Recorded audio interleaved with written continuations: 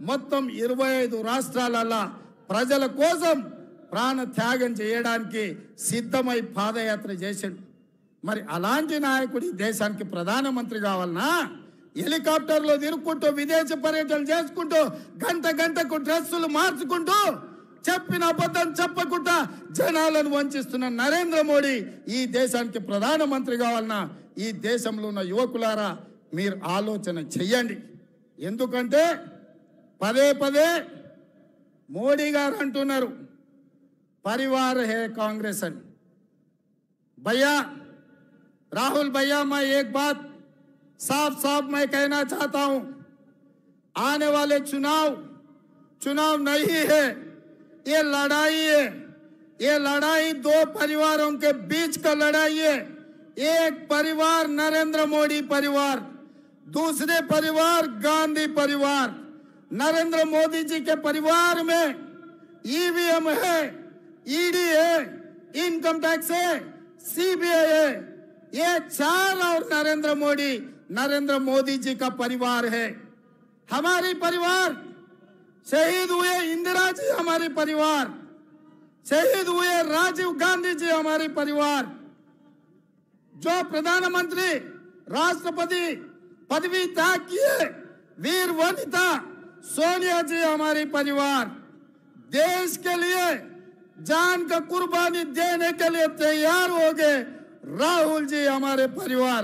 प्रियंका जी, हमारे परिवार। लाखों करोड़ों कांग्रेस पार्टी कार्यकर्ता इस देश में देशभक्ति जितने लोगों को है, सब हमारी परिवार।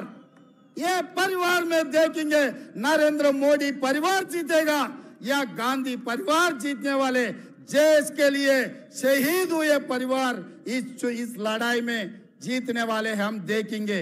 हम टक्कर लेंगे बराबर। नरेंद्र मोदी जी का परिवार से टक्कर लेंगे। ईवीएम को हरा देंगे, ईडी को हरा देंगे, सीबीआई को हरा देंगे। वैसे ही इनकम टैक्स वाले को भी हम हरा देंगे। इस देश को बचाने के लिए, संविधान को बचाने के लिए हम लोग कोशिश करेंगे। नहीं है तो ये देश बचेगा नहीं। संविधान को बदलने के लिए नरेंद्र मोदी साजिश कर रहा है। ये रोकने के लिए आपके साथ पूरा तेलंगाना खड़े रहकर आपके मदद में हम रहेंगे। इस लड़ाई में हम शहीद हुआ भी कोई परवाह नहीं है। हम आपके రాష్ట్రంలో 3 రంగుల జెండాను రెపరెపలాడించిందో అదే గడ్డ మీద నుంచి మన అభిమాన నాయకుడు శ్రీ రాహుల్ గాంధీ గారు ఈ జాతికి 5 గ్యారెంటీలను అంకితం చేయడం ద్వారా జూన్ 4 తారీఖు నాడు రాబోయే ఎన్నికల ఫలితాలలో ఇండియా కూటమిని గెలిపించి జూన్ 9 తారీఖు నాడు ఢిల్లీలో ఎర్రకోట మీద మువ్వన్నెల జెండా ఎగరేయడానికి ఈ రోజు వారు ఇక్కడికి రావడం జరిగింది.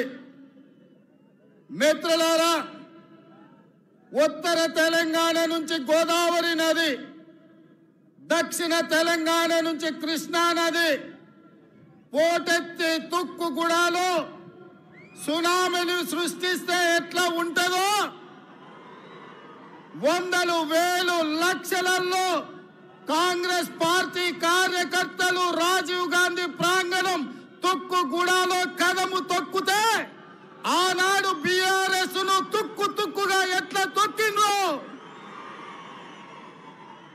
మళ్ళీ ఈ రోజు అదే ఉత్సాహంతో, అదే ఊపుతో, అదే పట్టుదలతో ఈ తుక్కుగూడ నుంచి భారతీయ జనతా పార్టీని తుక్కు తొక్కడానికి కదం తొక్కినందుకు మీకందరికీ మనస్ఫూర్తిగా హృదయపూర్వకంగా నమస్కారాలు తెలియజేస్తున్న మిత్రులారా, 7 అంతస్తుల మేడ బలంగా ఉండాలి అంటే పునాదులు బలంగా ఉండాలి. తెలంగాణ రాష్ట్రమే కాదు, దేశ రాజకీయాలలో కాంగ్రెస్ పార్టీ అధికారంలోకి రావాలి అంటే కార్యకర్తల పునాదులు బలంగా ఉండాలి.